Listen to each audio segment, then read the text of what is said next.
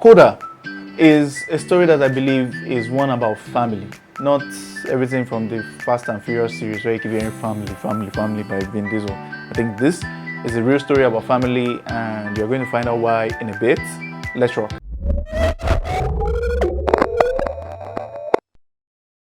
Hey, what's up? Welcome to the channel. This is GVN, where we review movies, series, comics, animations, and video games. Today, it's all about Coda. Now, Coda is an acronym that stands for Child of Deaf Adults, and it follows our character, Ruby Rossi. Ruby Rossi is played by Emilia Jones. Now, Emilia Jones, I think, just did such an amazing job with this character. She portrayed it really well, and yeah, in case you're wondering why I'm reviewing this movie, well, it's a dope movie, but also because this is following our series of Oscar movies that we're reviewing. Remember, I've reviewed a couple in the past. Links to that are up here in the description above. And in the case of this movie, this is the movie that won Best Picture, Best Adapted Screenplay, and Best Supporting Actor for Troy Kotsur. He played Frank Rossi, the father. Ruby Rossi comes from a family where everybody's deaf. Father is deaf, the mother is deaf, our older brother is deaf. She's the only one who isn't. Our accent and the way we talk are actually a factor of what we heard growing up.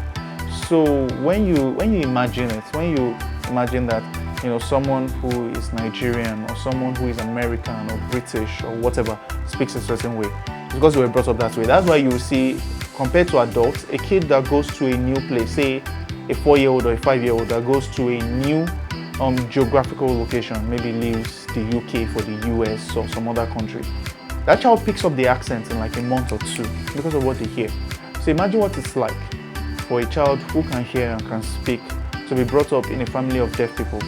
If you've heard a deaf person talk before, and it's no fault of theirs, it's not like they can't talk, but they don't really sound very appealing to listen to. It's nothing against them, clearly, but it's just because even they don't know what they sound like, talk less of what a person would sound like in the environment where they find themselves.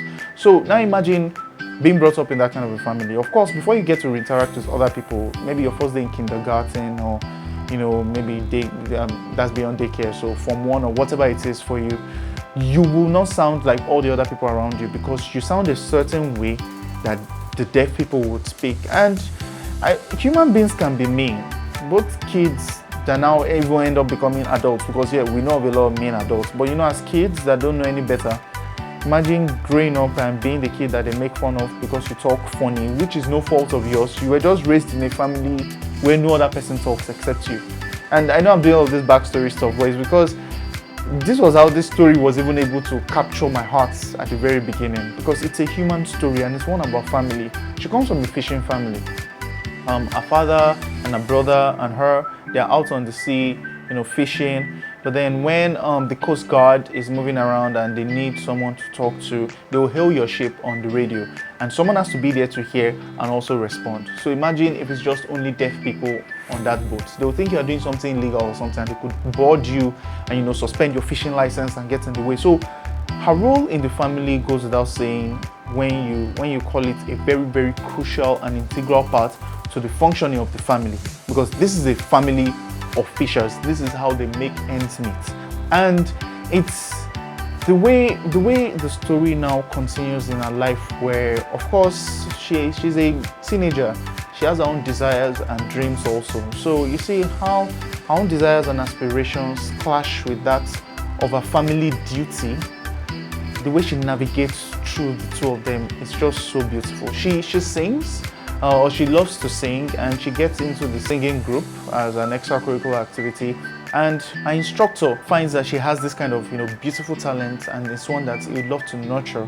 And she comes from a family that they make enough to sort of get by, but even that money that they have to get by keeps getting reduced by this tariff and that tariff.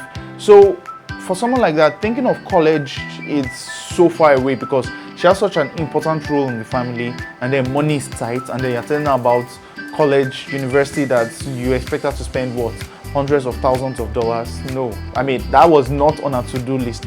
But then, having this instructor that believes in her, and her having this talent, like, do you know how crazy this story is?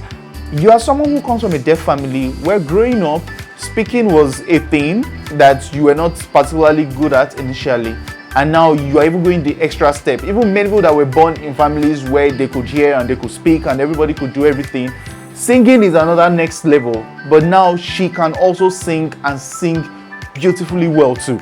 And then, you know, she has the opportunity to be able to apply for a scholarship and win, and she has a family duty. So it was just a mixed bag of both. I mean, she had so many things that she had to go through. Quick segue from the review. One thing I noticed from the algorithm is a couple of people that watch our reviews still haven't subscribed. I don't know, maybe it's because you're watching on a device where you're not logged in yet, but would really appreciate it if you actually do subscribe, because it helps the channel. And also the comments are also very, very important to help more people find us, because if a person types Coda movie review, which the title of this review is going to be, based on the engagement, it does not even matter if we don't have up to 1,000 subscribers yet, but based on the engagement, the person could find our video as one of, like, say, the top 10, and that is something that we would really appreciate. You help the channel grow, you know, you'll be part of our day one OG subscribers and followers, so we really, really do appreciate it.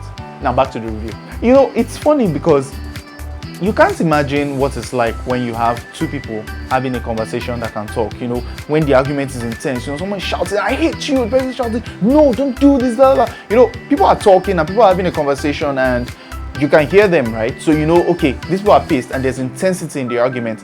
Now imagine that happening in sign language.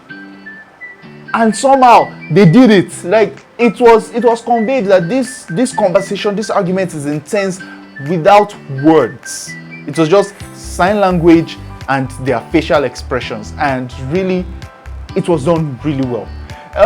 My favorite character in this movie is Frank Rossi, played by Troy. I think Troy did an amazing job. He really deserved the award he won as best supporting actor. I think he did such a stellar job. I mean, not to give away too much, even though I know I'm giving away some. There was this particular scene where he farted, right? And then it made a sound, but you know he's deaf, so he can't hear anything. But then his daughter, who is on the other side of the table, could hear, and she was like, come on, why did you do this? You know, she signaled to him, and then he gave a sign language. He was like, do you know the reason why God made it so that farts could smell? It's so that people who are deaf like us could enjoy it too. And I was just like, oh, come on, like, come on. No, but really, it was brilliant. Like, Troy was brilliant in playing this character. The Frank character, I really loved him because he knows that, yes, this is the kind of family that we have, but he protects his family. Honestly, there was a particular scene where Ruby and her brother were having this intense argument, and he made it clear, it was like, it is us. We are one family.